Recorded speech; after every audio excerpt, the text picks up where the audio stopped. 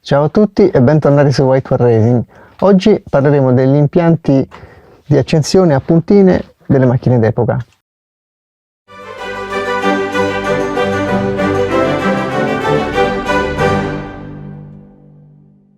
Allora, eccoci qua. Abbiamo un po' di oggetti strani e anziani. Qui, in particolare, abbiamo un paio di bobine che sono come di forma diversa, ma come la bobina del TS e del GTR, per intenderci. Hanno una particolare diversa che dopo vi mostrerò. E poi abbiamo alcuni spinterogeni completi della loro calotta. Questo è uno spinterogeno Alfa Romeo, praticamente dell'impianto Marelli su Alfa Romeo, poi c'era anche Bosch. Questo è uno spinterogeno molto più recente di un motore Fire 750. Questo è uno spinterogeno di una Fiat 124 Special per la precisione, ma quello è. Questo è sempre uno spinterogeno Alfa Romeo, privo della spazzola distributrice, così vi faccio vedere le massette che danno l'anticipo dinamico. Dunque, cerco di descrivervi innanzitutto il funzionamento di tutto il sistema, anche se potrà essere un po' difficile essere proprio sintetici. Allora, dunque, nello spinterogeno sono incluse le puntine, che qui sono un po' sporche, ma sono qui, ecco i contatti mobili. Forse riesco pure a farvi vedere che si aprono e si chiudono, vedete? Guardate lì. Si vede le puntine che aprono e chiudono. Ok, premessa, questo qui e anche gli altri sono spinterogeni più comuni che ci sono per motori a 4 cilindri. Ok, c'erano poi quelli per motori a 2 cilindri che montava in sostanza la Fiat 500 e 126. Esistevano anche spinterogeni con 6 per motori a 6 cilindri, quindi con, oltre al foro centrale, 6 uscite per l'alta tensione. Oltre questo numero non si andava, perché altrimenti le puntine avrebbero dovuto aprire troppe volte, con una frequenza troppo elevata, quindi ad alto regime il sistema avrebbe funzionato male. Esistono spinterogeni anche con 8 uscite sulla calotta, però ci sono dentro 2 coppie di puntine, quindi 4 più 4. Ora, intanto continuiamo con lo spinterogeno. Che cos'è e come funziona? Questo è un organo meccanico che fa gli stessi giri dell'albero a cam, quindi metà giri dell'albero motore, per cui o, come è accaduto nei motori più moderni, è direttamente fissato sull'albero a cam. Vedete che non ha il gambo, questo qua non ha l'alberino. L'albero a cam è in testa del motore Fire, e questo spinterogeno viene montato, fissato con tramite queste 2 asole, con 2 prigionierini e due dadi all'albero a cam. Queste 2 spine decentrate in maniera da non poterne invertire la posizione fanno sì che sia solidale con l'albero a cam. È asolato per poter regolare l'anticipo statico, cioè quello di regime minimo, perché poi cambia, vi farò vedere come durante il funzionamento. Invece questo spinterogeno qui è montato lateralmente al motore tramite un rinvio meccanico, che però naturalmente gli fa sempre fare gli stessi giri dell'albero a cam, perché il motore a 4 tempi, un ciclo completo per ogni unità si compie ogni 720 gradi, cioè ogni 2 giri dell'albero motore, e quindi lo spinterogeno deve permettere l'accensione in quel medesimo cilindro ogni 2 giri. Ergo, ogni giro di albero motore lo spinterogeno dà scintilla a 2 cilindri, lo dà 4 volte in questo caso, ogni 2 giri albero motore e ogni giro albero a cam. Come fa? L'alberino nella parte superiore presenta 4 piccole cam che muovono le puntine. Si vede perché sono nella sporcizia generale, sono lucide, perché il pattino le ha pulite, vedete? Questo fa sì che le puntine si aprano. In più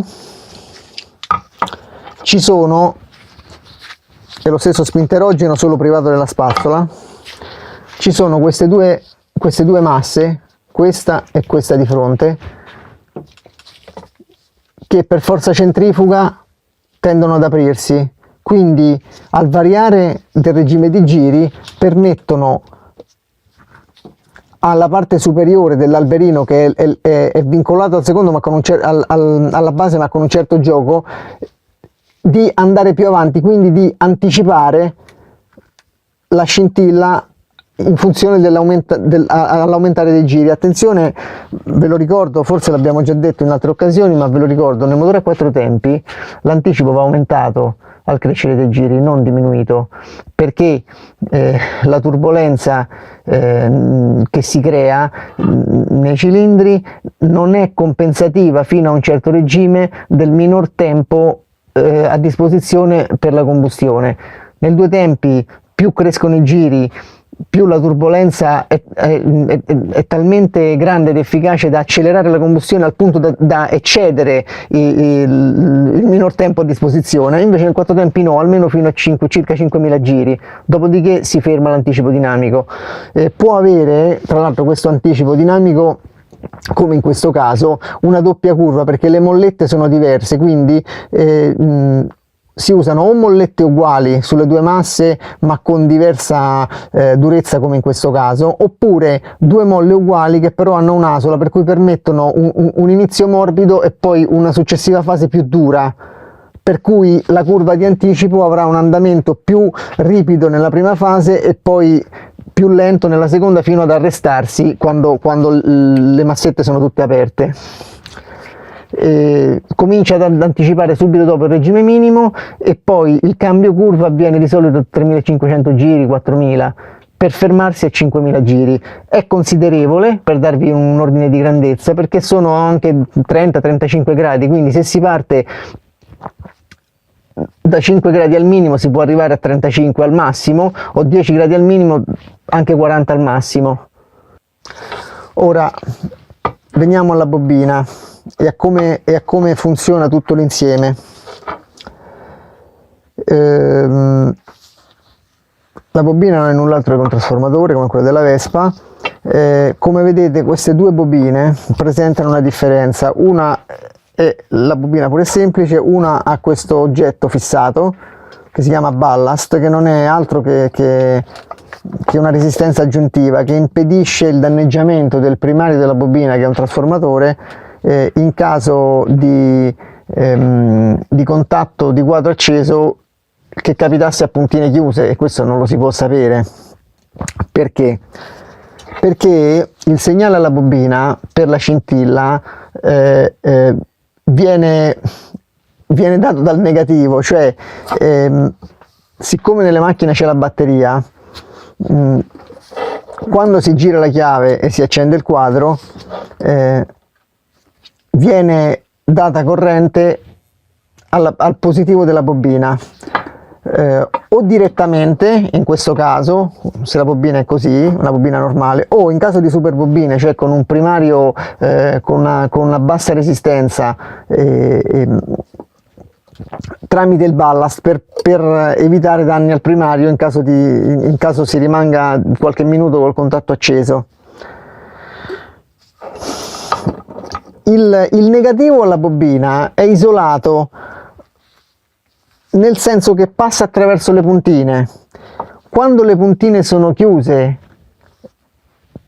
il circuito è chiuso, quindi dal positivo la corrente fornita dalla batteria attraversa tutto il primario della bobina e si scarica a massa tramite il contatto tra puntina mobile solidale, cioè in contatto col condensatore, e puntina fissa che invece ammassa. Nel momento in cui le puntine si aprono, si interrompe il circuito e scocca la scintilla per la variazione di flusso nel traferro della bobina. È solo la variazione di flusso che determina la scintilla. che simula poi la corrente alternata. Un trasformatore solamente a corrente alternata funziona, quindi si può solamente scaldare e bruciare a corrente continua, per questo tutte queste precauzioni.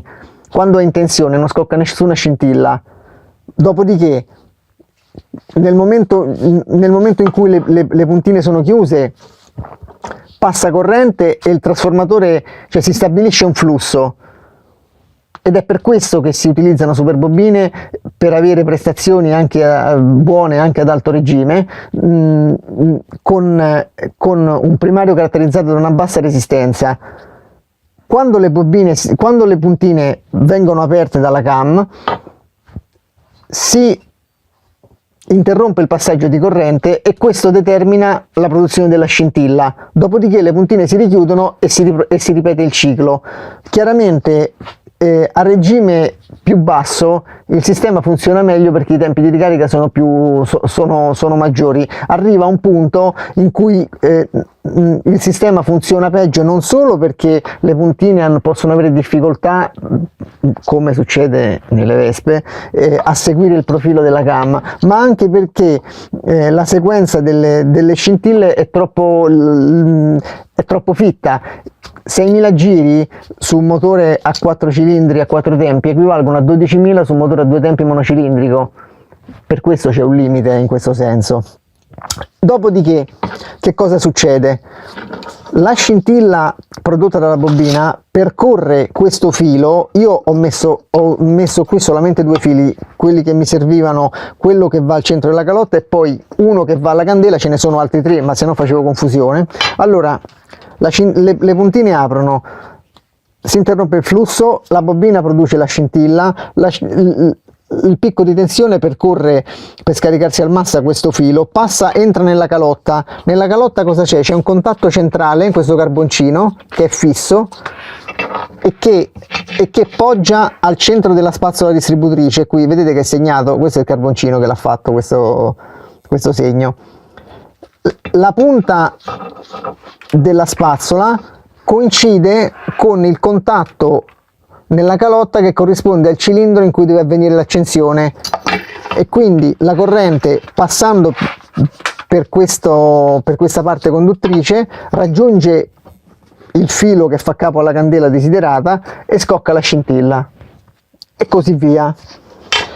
Il sistema teme moltissimo l'umidità ed eventuali crepe nella calotta, e in particolare teme la polvere di carboncino che è conduttrice, quindi è un sistema che va tenuto in efficienza, va mantenuto pulito, non ci deve essere umidità.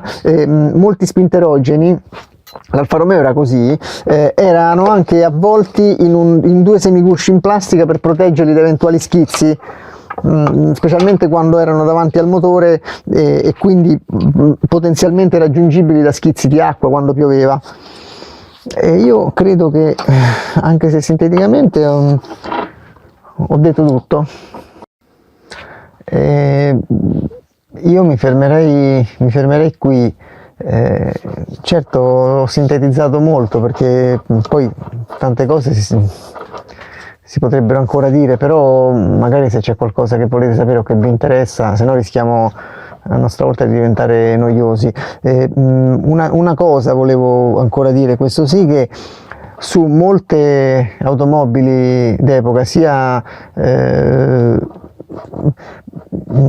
aftermarket sia proprio anche in produzione su modelli successivi, sono disponibili accensioni elettroniche, cioè l'Alfa Romeo, su tutte le Alfa Romeo d'epoca, tutte le Giulia, si può mettere benissimo un'accensione elettronica che era già in produzione sulle alfette di seconda generazione, e che migliora il mezzo sotto tutti gli aspetti. Più facile da carburare, che quelle sono complicate da carburare, più regolarità di funzionamento, minori consumi, non perdono mai colpi, non si imbrattano le candele, solo vantaggi, come sulle Vespe. Se ti è piaciuto il video, lascia un like e condividilo con i tuoi amici. E ricorda, White War Racing non è un'officina, ma un'associazione sportiva dilettantistica che prepara motori solo a fini sportivi e solo ai propri associati.